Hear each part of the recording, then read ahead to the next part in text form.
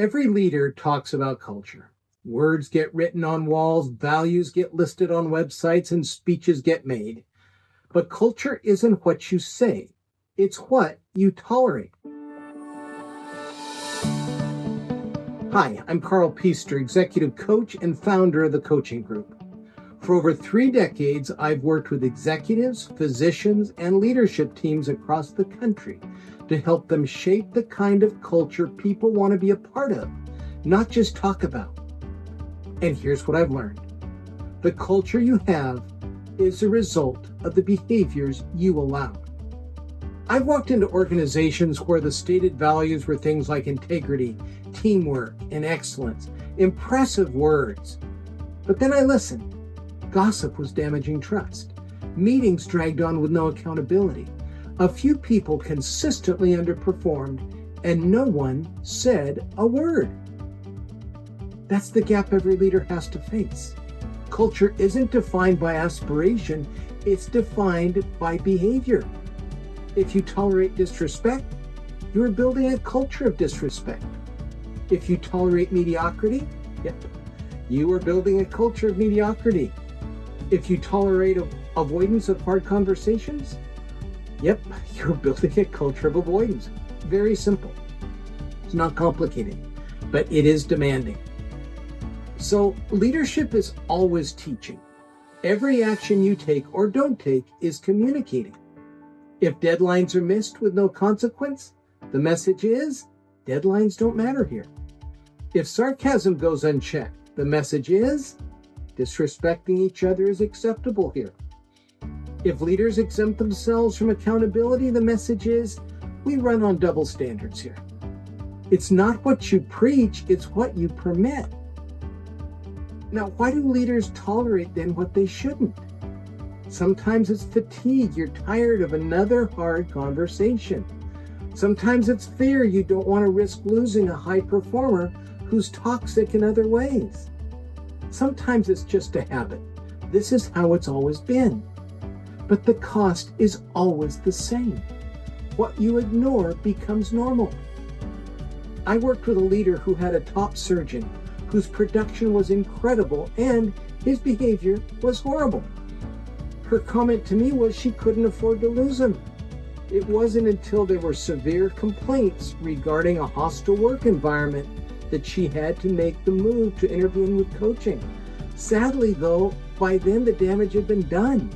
The trust was shaken. People had tried to tell her before, but the concerns were dismissed. The message had been sent that the culture favored production more than the people. Now contrast that with another leader who was working carefully to establish a culture of trust. Her charge nurses had all agreed for a code of conduct for themselves and the nurses they had led. Now, it's important to note that she didn't impose this on them. Those charge nurses elected a team within their 15 to draft this document that everyone signed off on. So this wasn't just some fluff. This was what they had agreed to. So, with that context, listen to this story. This nurse leader, the nurse manager, walked into a nurse's station one day to hear one of those charge nurses talking about another nurse in a very disparaging manner, something that the code of conduct that they had agreed to prohibited. The nurse manager said nothing, turned on her heel and went back to her office, and sent out an email calling for a Sentinel event meeting. Now, for those of you in healthcare, you know that a Sentinel event meeting is usually called for events involving near misses in medical intervention. This meeting was mandatory, and 2 days later, all of the 15 nurses were in the conference room. She'd also invited me to join. She was highly professional. She didn't call out the offending person. She merely described the event and asked the team what the next step should be.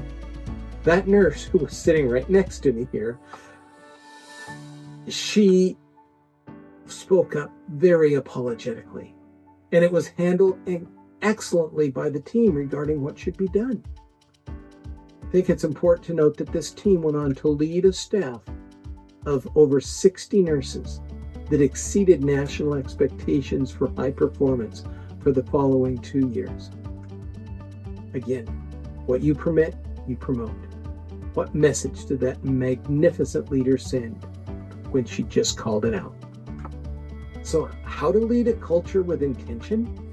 If culture is what you tolerate, then leading culture means deciding what you will and will not allow. Name your non-negotiables. That's our number one. Get clear on behaviors that align with your values and the ones that don't. Number two, address gaps quickly. Delay communicates permission. 3, model what you expect. You can't delegate culture. You only can exemplify it. Can't tell somebody else to make the culture. You as a leader have that role. Number 4, reinforce it daily. Culture is built in repetition, not speeches. It's said that culture is what happens in the hallway between meetings.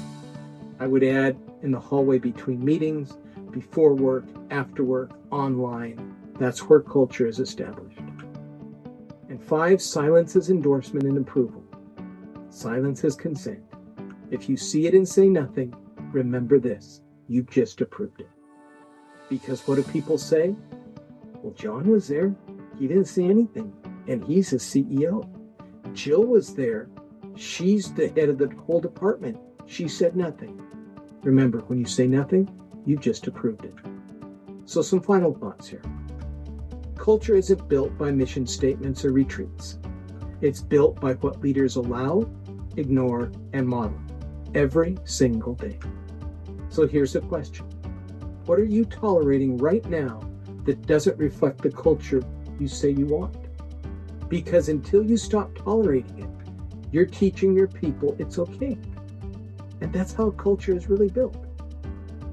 Now, if our discussion today has helped you see your role in shaping culture more clearly, subscribe to our channel. Tap the bell so you don't miss what's next. And if you're ready to build a culture of trust, accountability, and high performance, we'd love to support you. Visit our website at www.coachinggroupinc.com and let's talk about how we can help you down this path that is so vital for hard line, bottom line results. Thanks for being with us today.